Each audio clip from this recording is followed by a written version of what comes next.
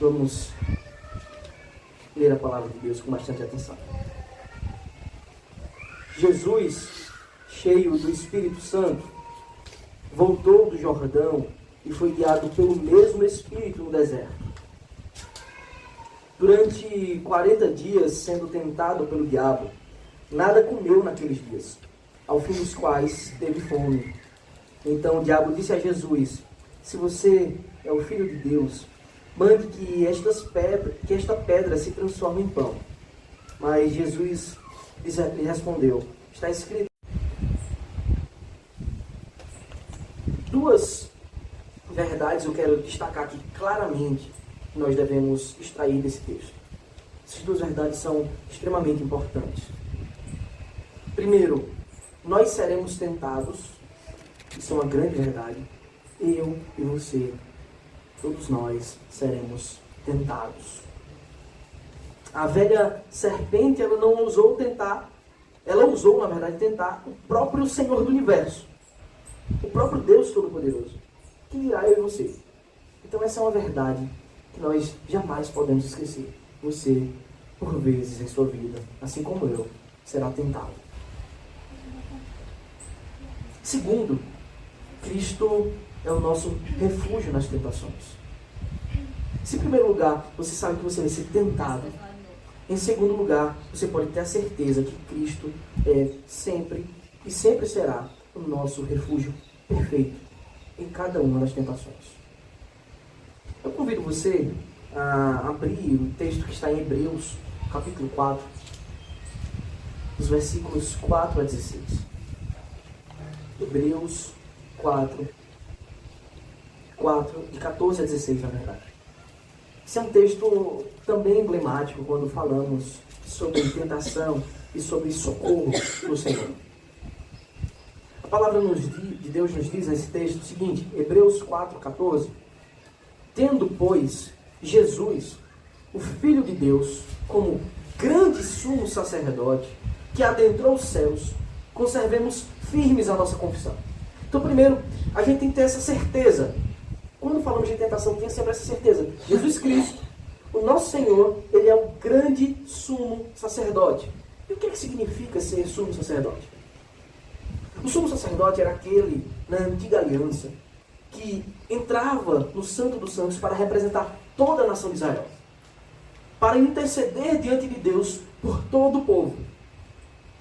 Porém, para que ele pudesse fazer e se purificar antes, fazer um sacrifício antes para si mesmo, para depois adentrar o Santo dos Santos e conversar com o Senhor, por todos os homens. O que nos é ensinado é que o Senhor Jesus Cristo, Ele é o grande sumo sacerdote, que Ele intercede por nós diante de Deus. Mas não somente isso, Ele não é só o grande sumo sacerdote, segundo a ordem de Melquisedeque, como está escrito, mas que Ele é totalmente puro, perfeito. Na verdade, Ele é o próprio sacrifício que se entrega em nosso lugar. Portanto, é fundamental que conservemos firmes a nossa confissão. Ter firmeza naquilo que crê, para aplicação na vida, é fundamental. Portanto, devemos amar a palavra de Deus e os seus ensinos. Mas o texto de Hebreus continua dizendo, porque não temos sumo sacerdote que não possa se compadecer das nossas fraquezas. Pelo contrário, ele foi tentado em todas as coisas, a nossa semelhança, mas sem pecado. Essa é uma diferença fundamental de Cristo para qualquer outro sacerdote ou sumo sacerdote que já pisou na terra. É que não só temos socorro nele, porque ele foi tentado em todas as coisas, como temos o socorro perfeito nele e uma segurança verdadeira nele, porque ele foi tentado em todas as coisas, assim como nós somos tentados, porém, sem pecado. Ele não caiu, ele não tropeçou em pedra alguma. Ele se manteve firme e impecável para que nós tivéssemos um socorro verdadeiro sempre nele. E aí que o autor aos Hebreus escreve no versículo 16. Portanto, ou seja, qual a conclusão de tudo isso? Cristo é o sumo sacerdote, mas ele não é como os homens comuns, ele não tem pecado. A conclusão disso é que nós devemos nos aproximar dele. Portanto, aproximemo-nos do trono da graça, com confiança, a fim de recebermos misericórdia e encontrarmos graça para ajuda em momento oportuno. Nele temos graça em todo e qualquer momento. É quando nós nos aproximamos de Jesus com confiança real, ou seja, com fé verdadeira, a fé que vem do alto, que nós encontramos uma ajuda para vencer todas as tentações. E essa, certamente, sem dúvida alguma, é mais uma graça de Deus para nós. Que em Cristo podemos vencer todas as tentações. E você deve estar se pensando, eu sou tentado nessa área, nessa, naquela outra. Às vezes que eu me coloco em uma situação que envolve esse contexto, eu caio, parece ser maior do que eu, parece ser muito forte. A resposta para a sua tentação está em Cristo. Quem diria? Toda a Escritura nos apresenta a resposta para todos os nossos problemas em Cristo. Então, se por um lado nós sabemos que o inimigo nos tentará, bem como a cobiça do nosso próprio coração, o nosso pecado, se nós sabemos que o inimigo fará essa atitude maligna e vil para te ver cair, por outro, nós podemos ter a certeza de encontrarmos favor em Cristo para vencer qualquer uma dessas tentações. Em Cristo nós temos favor perfeito, graça perfeita. E ao analisar essa passagem, nós aprenderemos não somente que o nosso Senhor pode nos socorrer nas tentações, mas Ele mesmo nos ensina a como lidar com elas da forma correta, da forma santa, da forma que o verdadeiro Filho de Deus deve agir diante delas. O próprio Cristo foi exemplo. Ele não é só o nosso socorro no céu. Ele não é só o nosso socorro bem presente nas horas de tribulação, nas horas de dor, de angústia e de tentações. Mas Ele é o próprio exemplo perfeito de como devemos lidar com elas. Lucas, ele escreve, voltemos para o nosso texto dessa manhã. Os versículos 1 e 2. Ele diz: Jesus, cheio do Espírito Santo, voltou do Jordão e foi guiado pelo mesmo Espírito no deserto.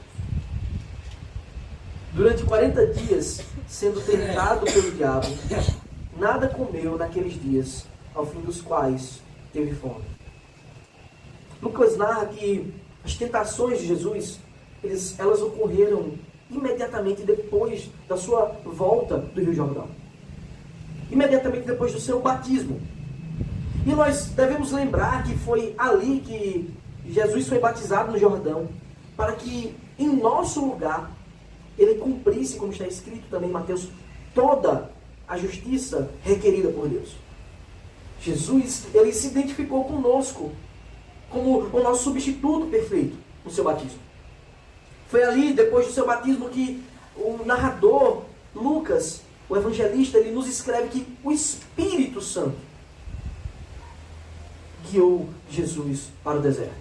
Esse mesmo Espírito é o Espírito que no seu batismo desceu sobre ele, corporalmente, como uma pomba. E do céu, naquela linda cena, se ouviu a voz do Pai, dizendo: você é o meu Filho amado, em você me agrado. Imediatamente após essa cena, o Espírito o leva para o deserto. Depois de vermos uma cena tão gloriosa da Trindade Santíssima, Pai, Filho, Espírito, reunidos diante de muita gente que havia se batizado, o próprio Espírito guia Jesus para o deserto, porque havia um propósito fundamental no seu ministério para isso. A cena grandiosa do seu batismo, a cena do próprio Deus soberano, declarando o amor perfeito para o Filho perfeito, ela agora é contrastada totalmente pelo deserto solitário, pelo deserto seco, pelo deserto árido, onde de dia é calor extremo e de noite frio extremo. A cena grandiosa do batismo é contrastada agora pelo deserto. E nós, desde já, aos passos do Mestre, nós devemos aprender que dias bons e gloriosos nem sempre duram para sempre. Muitas vezes, eles podem terminar num grande deserto. Jesus deve ser para nós o perfeito exemplo de vigilância, para que, quando você estiver num dia confortável, se depois dele vier um deserto, você esteja como Cristo, vigilante e atento, para que todo aquele que estiver em pé tenha cuidado para não cair. Lucas e os demais evangelhos sinóticos, eles relatam que por 40 dias Jesus ele esteve no deserto jejuando. Esse número, obviamente, não foi escolhido ao acaso, mas é extremamente emblemático a escolha de 40 dias no deserto, simbolizando mais uma aproximação de Cristo a nós, simbolizando o povo que peregrinou pelo deserto por 40 anos. Agora Jesus iria vencer o deserto sem pecado algum, como toda aquela geração de Israel caiu e pecou. Cristo agora ia mostrar que ele poderia vencer em nosso lugar todo e qualquer deserto. Nós devemos crer sem dificuldade, mesmo que o texto não deixe isso explícito. O texto nos relata que Jesus estava orando, mas não devemos ter dificuldade em crer, ou jejuando, né? Não devemos ter dificuldade em crer que Jesus estava orando constantemente. O texto não diz explicitamente, olha, Jesus orava. Mas é óbvio que o jejum verdadeiro, ele é sempre acompanhado de orações. E como é de costume do nosso mestre, certamente no deserto ele não só jejuou, mas também orou. Enquanto ele esteve no deserto, a Escritura nos relata que não comeu nada. De modo que Lucas deixa claro, isso não é uma fantasia. Mas fica claro que Jesus sentiu fome. Ele sentiu muita fome. Foi nesses dias de fome, de solidão, foi nesses dias diante das feras do campo, do deserto, de animais selvagens e perigosos, da solidão.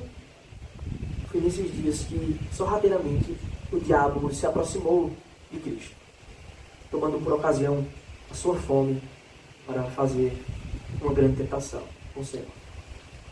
É interessante falar que a ordem das tentações que Lucas descreve no seu evangelho, ela é diferente da ordem das tentações que Mateus descreve. São as mesmas tentações. Mateus apresenta em uma ordem, Lucas em outra. Isso não é para gerar nenhuma dificuldade. É porque Mateus apresenta em ordem cronológica. A ideia do texto de Mateus dá esse sentido. Lucas ele não tem a preocupação com a ordem cronológica, mas sim com a natureza das tentações. Então ele nos apresenta de uma forma progressiva a natureza das tentações que Cristo sofreu no deserto. Nas tentações realizadas pelo diabo, fica muito claro o quão Satanás, o diabo, ele é escravo da sua própria imoralidade. Como ele é escravo da malignidade que habita em seu coração. A ponto de tentar ao soberano Filho de Deus. A ponto de afrontar o próprio Deus com sugestões totalmente pecaminosas e perversas. Ao mesmo tempo, fica claro também o motivo do Espírito Santo ter guiado Jesus ao deserto no início do seu ministério. No início do seu ministério de salvação. Fica muito claro que, mais uma vez, agora Jesus estaria se aproximando de nós, mas nos substituindo como aquele Cordeiro perfeito, sem mancha alguma, sem nenhuma falha, sem nenhum defeito, para que seus passos, sua trilha até a cruz, também fosse perfeita em nosso lugar. Vejamos o que Lucas diz no versículo 3 do capítulo 4. Essa é a primeira tentação. Então, o diabo disse a Jesus: se você é o Filho de Deus, mande que esta pedra se transforme em pão. Observe a perversidade do diabo. A sua tentação tem como base esse questionamento: se você é o Filho de Deus. A sua tentação tem como base esse questionamento. Como pode o diabo ousar fazer isso com Cristo? E você pensar que ele não vai te tentar com as mesmas palavras. Essas palavras malignas não significa que ele duvidava que Jesus era o Filho de Deus. O batismo público de Jesus atestava essa verdade. O próprio Pai declarou do céu: Jesus era o seu Filho amado e ele se agradava em Cristo. A tentação do diabo consiste no seguinte argumento: se você é filho de Deus, como é que você está nessa situação tão triste? Se você é um filho de Deus, como você está passando por essa dificuldade, sentindo fome? O próprio Senhor do Universo. Esse é o significado da tentação diabólica. A tentativa do maligno era de promover orgulho e vaidade no coração de Jesus, para tirá-lo de sua posição de substituto perfeito. O que o diabo queria era promover vaidade no coração de Cristo. Quantas vezes você não foi enredado pelo mesmo argumento diabólico? Quantas vezes o diabo não enviou seus servos, os perversos filhos do diabo, para questionar no seu ouvido: se você é um filho do Altíssimo, um servo de Deus, por que está passando por isso? Por que essa tristeza vem sobre você? Por que essa dificuldade está sobre a sua vida? E aí, magicamente, milagrosamente, ele mesmo aparece com uma solução pecaminosa para as nossas dificuldades. Essa arma do inimigo é muito antiga. Não é nada novo isso. Não tem nada de novo. Mas, infelizmente, nós insistimos em não imitar a Cristo, que já o desmascarou há muito tempo.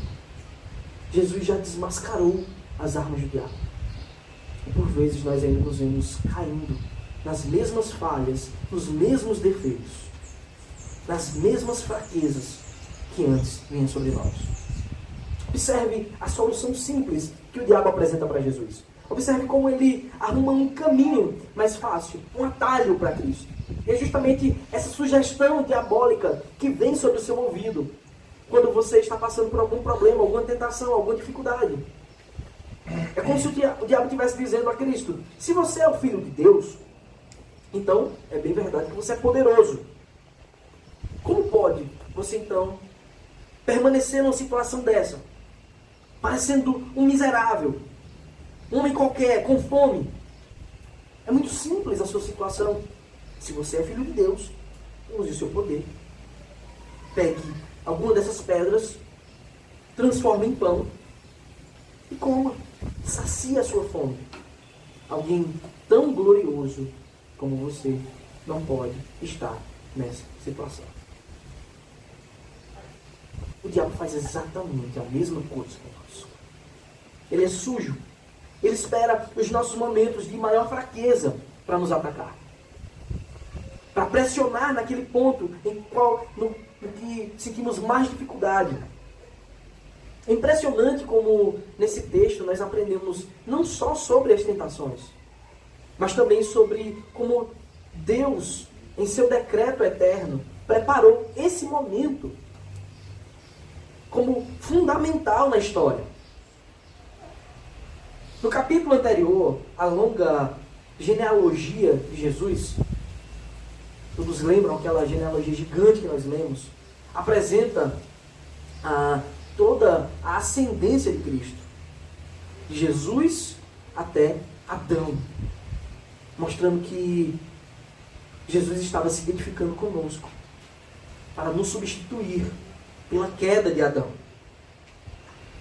E mais uma vez hoje, na soberana coincidência de Deus, nós lemos na leitura alternada justamente o texto da queda.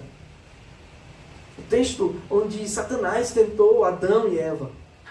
E no Éden, tendo tudo, tendo comida, os animais não eram bravos, como no deserto. Tudo estava em perfeita harmonia. A qualquer momento eles tinham alimento e pureza. No deserto, no Éden, tendo tudo, Adão ele foi tentado para comer do fruto da árvore, do conhecimento do bem e do mal. E o argumento do diabo para eles, para Adão e Eva, era que eles seriam igual a Deus. Vocês vão ser iguais a Deus. Aqui no deserto, o diabo questionou se Jesus era de fato filho de Deus. Lá no Éden, tendo tudo, eles caíram. no deserto, o segundo Adão, Cristo,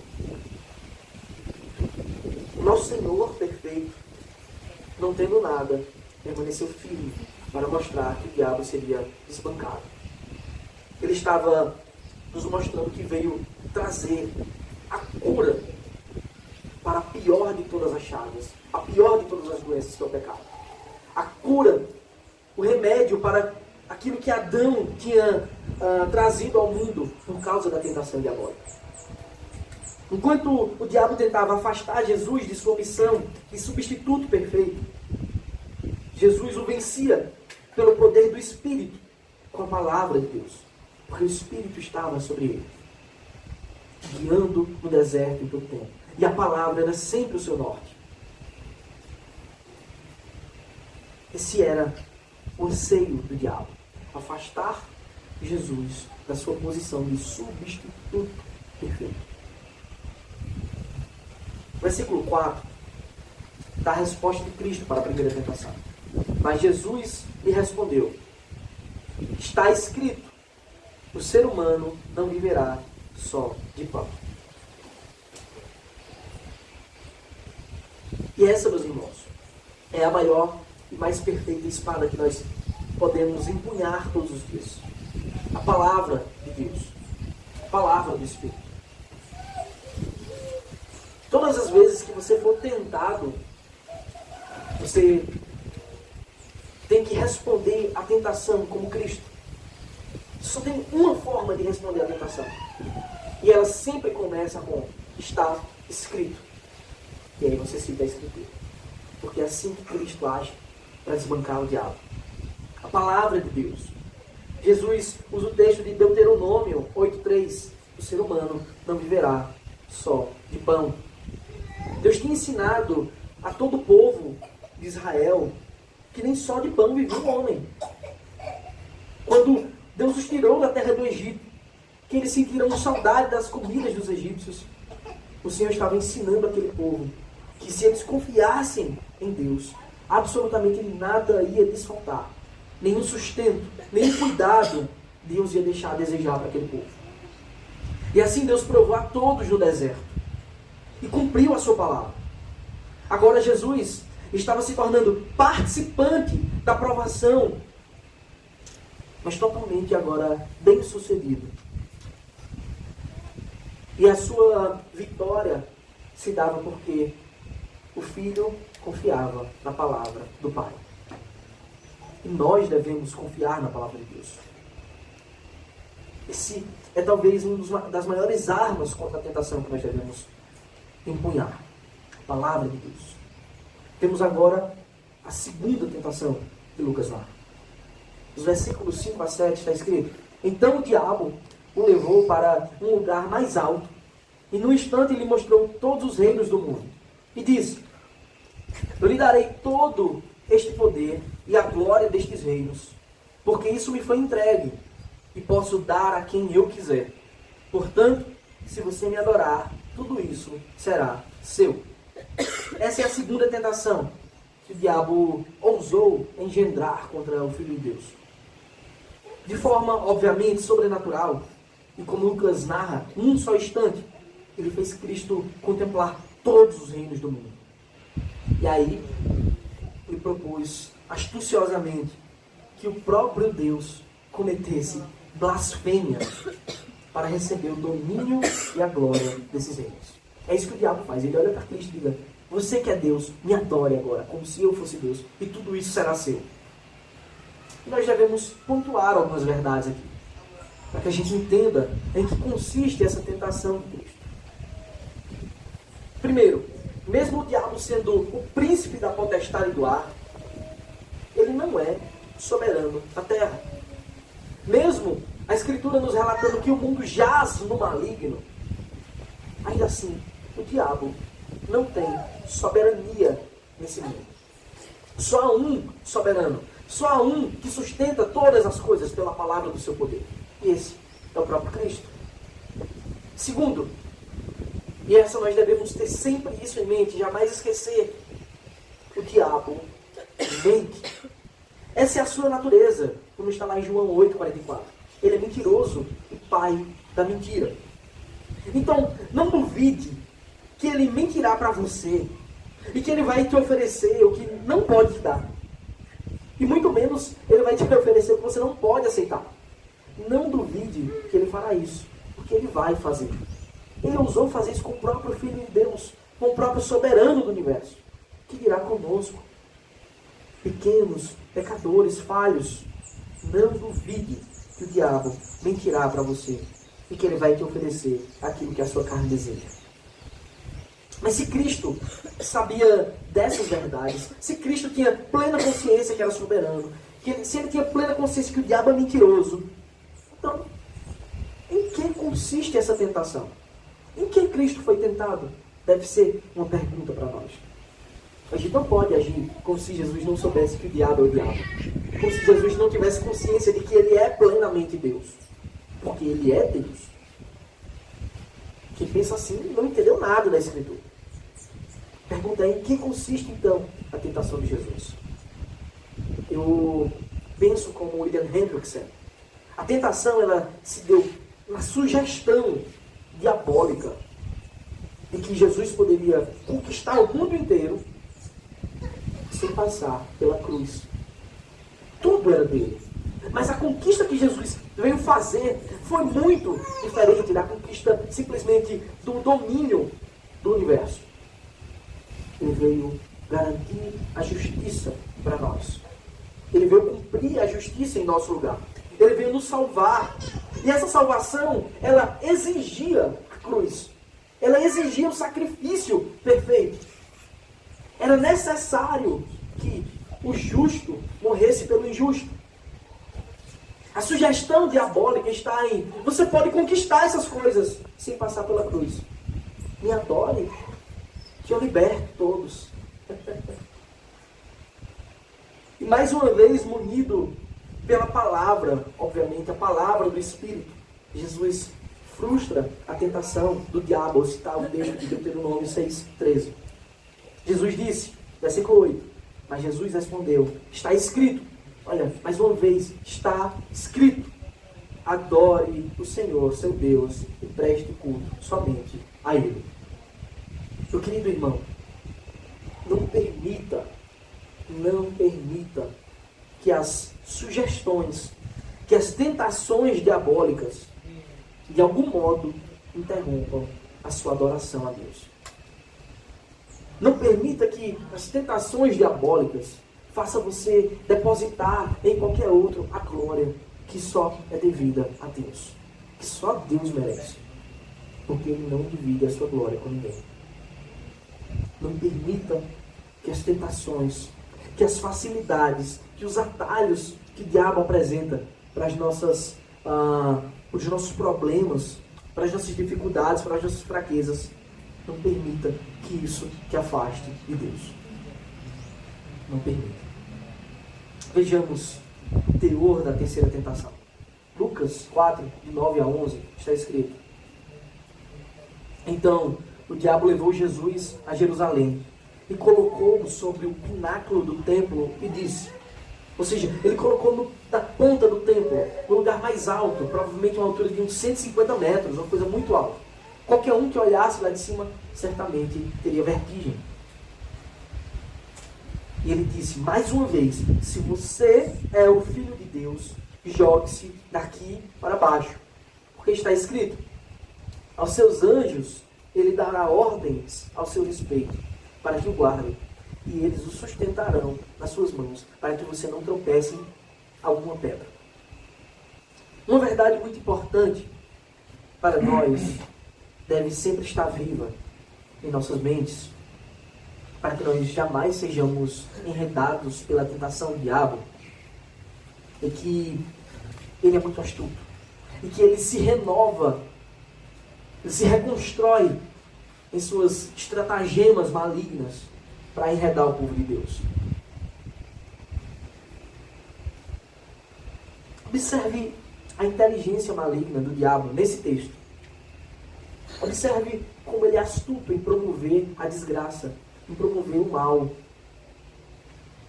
Primeiro, ele viu Jesus faminto. e apelou para a glória de Cristo. Como filho de Deus. Você é filho de Deus glorioso. Mate a sua fome. Você não pode estar nessa situação. O que é que Jesus faz? Ele rebate com a palavra de Deus. Percebendo o foco de Jesus em sua missão substitutiva, como Jesus estava focado em sua santidade para nos substituir, ele insinua que Jesus, por meio de um só ato de adoração, poderia conquistar tudo de uma forma mais fácil, sem passar pela cruz. E a cruz certamente era um temor de Cristo. Você não pode esquecer das palavras da oração de Jesus no Getsemane. Pai, se possível, aparta de mim esse cálice. Contudo, não seja feita a minha, mas a tua vontade. Então a tentação era real, não era falsa. Não era ilusória, fantasiosa.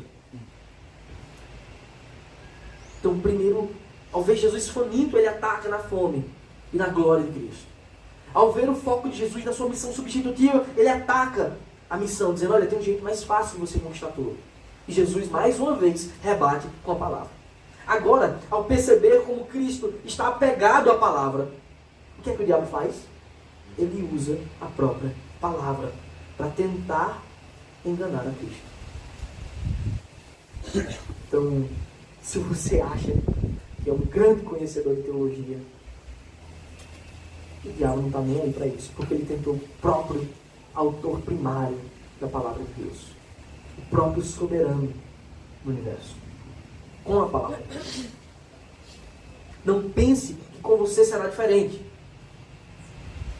Mais uma vez, de forma poderosa, obviamente usando um poder que ele tem de fato, ele levou Jesus a Jerusalém, no alto do templo, e sugeriu, mais uma vez, se você é filho de Deus, pondo novamente em xeque agora a filiação de Cristo, e apelando para alguma possível vaidade de Jesus, ele disse, se você é de fato filho de Deus, jogue-se daqui. Porque está escrito, você não gosta da palavra de Deus, está escrito assim. E agora o diabo ele começa a citar as escrituras. Um texto que é bastante conhecido dos evangélicos. Porém, o diabo omite, né, o fim da sentença de um dos versículos. Ele cita agora o Salmo 91, os versículos 11 e 12. Salmo 91, versículos 11 e 12 está escrito, porque aos seus anjos ele dará ordens ao seu respeito, para que guardem você. O diabo cita só até aí. Mas o final do versículo 11 diz assim, em todos os seus caminhos. Sugerindo que esses caminhos são os caminhos de Deus, não qualquer caminho sugerido por alguém. Versículo 12 está escrito, eles o sustentarão nas suas mãos, para que você não tropece em alguma pedra. Então o diabo ele usa a palavra de Deus, mas ele omite um texto específico. E obviamente, essa é a especialidade dele. Em mentir, manipular, maquiar as coisas. Por isso nós devemos estar sempre atentos a cada detalhe da palavra de Deus. Se você julga que ama hoje a palavra de Deus, você tem que amar mais ainda. Para que nós não sejamos enredados pelo engano. Muitos, não são poucos, viu? Muitos são servos do diabo. Estão diariamente empenhados nesse serviço. De manipular a palavra de Deus, distorcer e pregar mentira. Observe as semelhanças da tentação de Cristo com a tentação no Éden. Tem mais semelhanças. Lá o diabo também deturpou a verdade para Eva. Deus havia dito que no dia em que comessem do fruto, eles morreriam. No dia que comerem, certamente vocês morrerão. Vocês leram isso hoje. O diabo disse que eles não morreriam. É certo que vocês não morrerão. Pelo contrário, vocês vão ser iguais a Deus. Mas ele omitiu toda a desgraça que sobreviria sobre eles depois que comessem. Além de mentir sobre a morte, ele omitiu toda a desgraça. Tudo aquilo que aconteceria com a criação inteira. Adão e Eva não seriam puros como Deus. Não seriam poderosos como Deus. Eternos como Deus. Eles só passariam a ser conhecedores do bem e do mal. E passariam agora, como nós, a constantemente serem tentados pelo mal que passaram a conhecer. E ele continua torcendo a verdade ainda hoje e distorcendo cada vez mais. Aqui o diabo, ele estava tentando a Jesus com o seguinte argumento: se você confia em Deus e na sua palavra, como diz, se jogue daqui, porque o Pai vai te proteger. Melhor ainda, ao fazer isso em Jerusalém, você vai conquistar a visão de todo o povo de Israel. Todos verão que você de fato é o Messias prometido.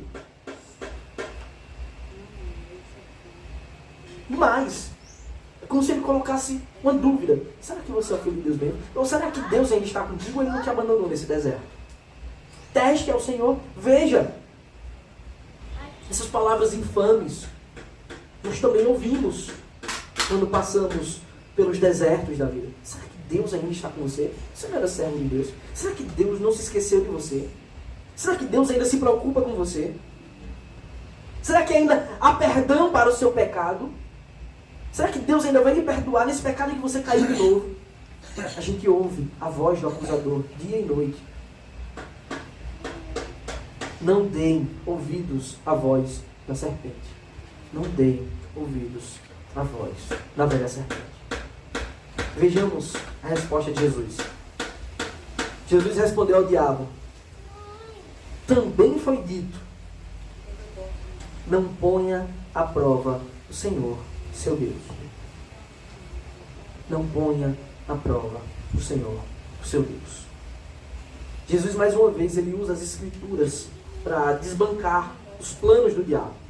E mais uma vez, Jesus cita um texto de Deuteronômio, agora no capítulo 6, versículo 16, mostrando também que cumpriria perfeitamente a santa lei de Deus.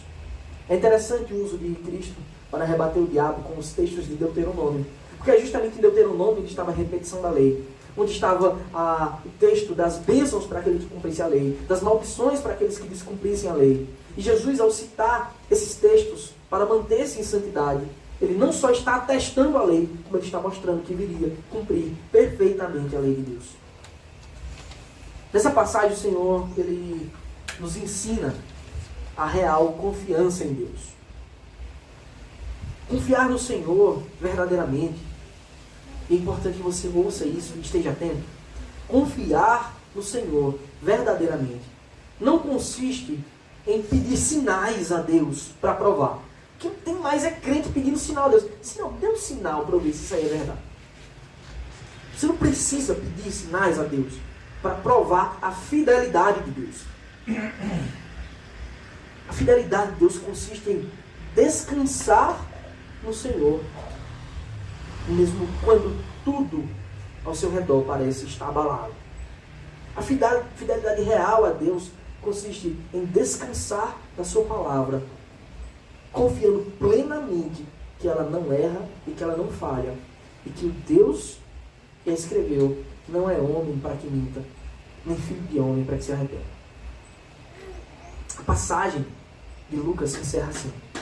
Lucas 4,13 diz: tendo concluído todas as tentações, o diabo afastou-se de Jesus até o momento oportuno. Então, Jesus ele suportou no deserto fielmente as tentações. E o diabo se afastou dele, mas não por definitivo. O texto nos diz que ele se afastou dele até o momento oportuno, até o momento que fosse interessante para tentar novamente ao Senhor. E o seu ministério estava apenas começando. Muitas coisas o nosso Senhor ainda iria sofrer. Muitas coisas Cristo ainda iria passar em nosso lugar. Se a gente começar a citar aqui, teremos tempo. Perseguição dos fariseus, porque eram legalistas. Perseguição dos saduceus, porque eram hereges. As dificuldades comuns da vida, afinal, o filho do homem não tinha onde reclinar a cabeça. Ele era o homem de dores que sabe o que é padecer. Ele chorou, ele sentiu tudo em nosso lugar, para que pudesse, como está escrito, ser o nosso substituto perfeito que nós pudéssemos ter acesso ao trono da graça com confiança, porque Ele suportou todas as coisas.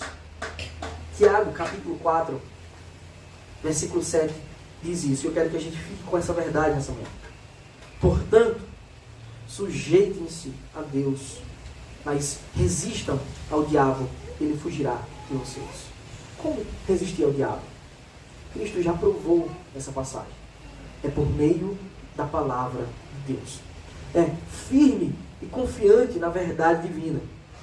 Apesar da clareza do texto dessa manhã, apesar de ser muito explícito o texto que nós lemos hoje, analisamos nessa manhã, eu gostaria de encerrar essa mensagem pontuando algumas santas estratégias contra as tentações. Então, a pergunta é: como vencer as tentações? Como vencer a tentação, as sugestões do diabo ou da nossa própria natureza inclinada para o mal? Primeiro, só podemos vencer a tentação do pecado de forma santa se nós estivermos em comunhão com Deus. Isso é ponto fundamental. Não existe você estar distante de Deus, não ter comunhão com o Senhor e querer lutar contra as tentações. Segundo, oração e jejum são armas fundamentais de todo crente.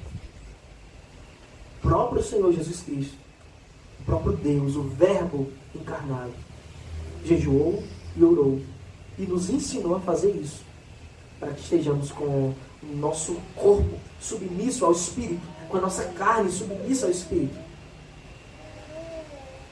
Devemos estar orando em todo momento. Oração e jejum são armas preciosas que Deus concede aos crentes. Eu observo como uma coisa complementa a outra. Quanto mais fazemos isso, mais comunhão temos com Deus. Terceiro lugar, e esta é talvez a que a gente mais vê se aplicando nesse texto, nós devemos ser totalmente apegados à palavra de Deus. Nós devemos nos debruçar nela todos os dias, dia e noite, como a nossa maior fonte de riqueza, de sabedoria, de ensino. Um ensino que a gente pode confiar que não falha, que não erra, que não tem defeitos. A gente até, como examinador, pode ser defeituoso, mas a palavra não possui defeitos. Então, comunhão com Deus, oração, jejum, amor pela palavra de Deus, só são possíveis, essas coisas todas, só são possíveis e se tornam verdadeiras armas espirituais se nós verdadeiramente crermos e confiarmos nele. Portanto, todas essas coisas, em todas elas, exigem fé verdadeira. A confiança de que, de fato, essas coisas procedem do nosso Deus e são perfeitas para nós. Assim, meu irmão, e somente assim é que nós poderemos vencer as tentações. É somente assim que nós podemos viver em santidade. Servir ao nosso Deus com alegria. Por que a gente serve ao nosso Deus com alegria? Porque Ele é digno.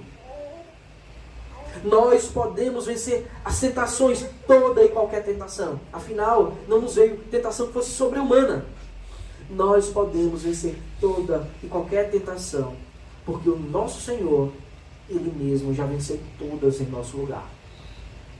E jamais esqueçamos das palavras de Hebreus 4, de 14 a 16, que nós lemos no começo da mensagem. Tendo, pois, Jesus, o Filho de Deus, como grande sumo sacerdote, que adentrou os céus, que preparou o caminho para nós, conservemos firmes a nossa confissão. Tenha firmeza naquilo que você confessa e crê. Porque não temos um sumo sacerdote que não possa se compadecer das nossas fraquezas. Não. Aqueles que confiam em Buda, eles não têm socorro, porque ele era um pecador. Aqueles que depositam sua confiança em Maria, nossa irmã, também não tem socorro algum, porque mesmo sendo uma mulher, uma serva de Deus, ainda assim era uma pecadora. Aqueles que confiam em qualquer homem, em qualquer religião, não têm confiança alguma, mas nós confiamos no Cordeiro perfeito de Deus.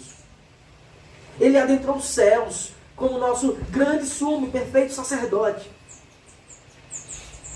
E Ele pode se compadecer de todas as nossas fraquezas. Como diz o texto, pelo contrário, ele foi tentado em todas as coisas, a nossa semelhança, mas sem pecado. Ele foi tentado do mesmo jeito que você é tentado. Do mesmo jeito que a sugestão diabólica veio ao seu ouvido, veio sobre ele. Mas ele foi impecável, perfeito, totalmente santo, para que nós tivéssemos um seguro socorro nos céus. Portanto, aproximemo-nos do trono da graça com confiança, a fim de recebermos misericórdia. Ou seja, o Senhor deposita em nós o seu coração. E assim nós encontraremos graça para ajuda em momento oportuno. Enquanto estivermos com o nosso Deus. Ele é poderoso, fiel e santo. Ele pode nos socorrer a todo e qualquer instante, porque Ele é o perfeito Filho de Deus. O Deus homem, eterno para sempre. Amém. Vamos louvar o nosso Deus. Encerrar com oração e com um amém tríplice. Eu convido você